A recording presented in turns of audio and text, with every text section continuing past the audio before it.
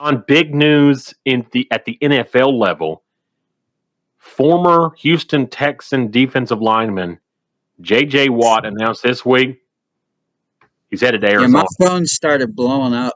Yeah, that was yesterday. crazy. Like with all this, like different sports mediums or whatever sending out the story, ESPN, SB Nation, everything, just about J.J. Watt. He announced it on Twitter, while he was bent or squatting. Yeah, I saw that. Had a Cardinals shirt on. Yeah. So I know DeAndre Hopkins, former teammate of his, will be. Man, Arizona's getting sneaky good, aren't they? They are getting good. They may be the best team in the West, NFC West next year. I mean, they barely missed the playoffs this past year. They weren't, too far away from getting in the playoffs. And, that's another team that needs some help at the offensive line position. Yeah, because Murray was having to run around the whole season. Yeah. But I mean, when you're throwing to DeAndre Hopkins and Larry Fitzgerald, although Larry did he announce he's retiring? Yes, he did. Okay. I thought I saw that. But they still got really, really good receivers. Yeah. So Arizona, watch out. They got a chance. They got a chance to be pretty good, especially now getting J.J. Watt.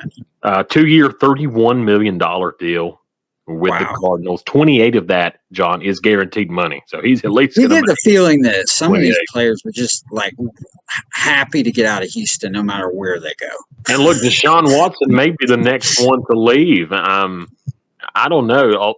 That's a bizarre situation. It's sort of like weird. Do you remember when New Orleans had the thing with is it Antonio Davis that was trying to go to LA and the Pelicans weren't wanting to let him go? Do you remember that? They're absolutely not. At the NBA. Yeah. And he was like, "Oh, well, I'm just going to sit out the rest of the year or something." Yeah. And so it's similar. The NFL is doing their contracts similar to how the NBA, they're holding those players to them, where it used to not be as stringent, but I feel like that's kind of what they're doing with Deshaun Watson. They're just saying, and look, Deshaun has gone and met with the new head coach of the Texans and has said straight out, I am not going to play for you this year. I'm not playing.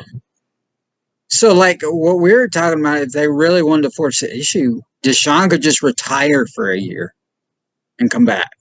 He could. He could. He doesn't miss out on a bunch of money.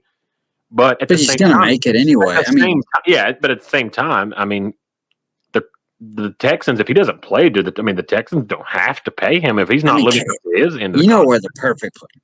I got a sneaky feeling he wants to go to Carolina. Carolina. Now look, I know there's a and I got a sneaky feeling they want him too. Well, I would think Carolina is going to make a bid or make a play at it for sure. But don't be surprised if he tries to he's a Georgia kid, John. Atlanta. Yeah, and Matt Ryan's getting up there now. That would be awesome if they could somehow get rid of Matt Ryan.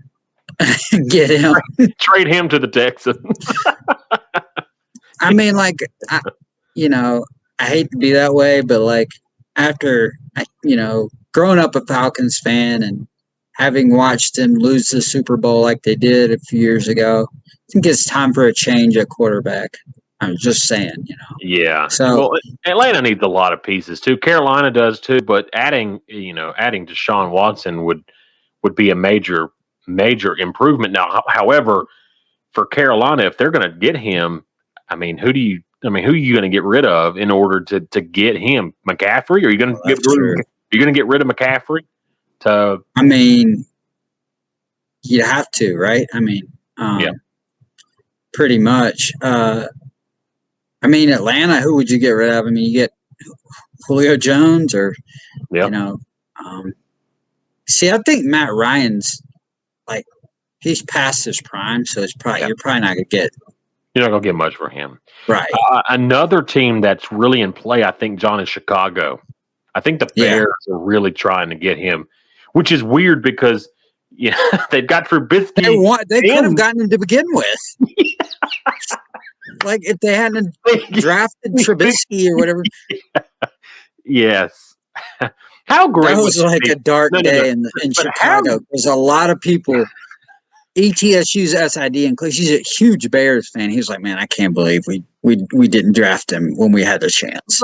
But how great would it be if he goes to Chicago and Mitch Trubisky is on the bench behind Deshaun Watson, who he was drafted before?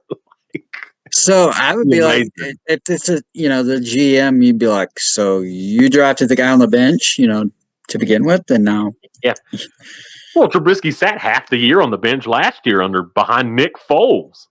It's funny though, because Chicago's defense was so good, it masked pretty much. I mean, their offense was bad, but and look, Nick Foles, they were able to get away with it because their defense was so great. And Nick didn't play. Nick Foles didn't play. He didn't play terribly. No, he actually, at times looked better than Trubisky. But that's true. Oh, and one other thing that we haven't talked about as far as NFL that was big over the past week or so was Carson Wentz headed to Indianapolis. Former Eagles, former North Dakota State quarterback. Yeah, headed to Indianapolis. Interesting that just happened suddenly.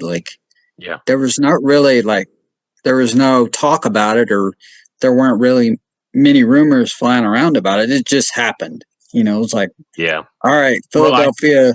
Well, I think Doug Peterson and the Eagles organization realized that Jalen Hurts was going to be their guy moving forward. I mean, he's on the hot seat too, right? Doug Peterson. Oh yeah. Which is crazy. 3 years ago, he won a Super Bowl. Yeah, when Nick Foles. So, but there you go. That's just how quickly things change in the NFL. But that was big news. J.J. Watt obviously stole the show this week as far as headlines in the NFL.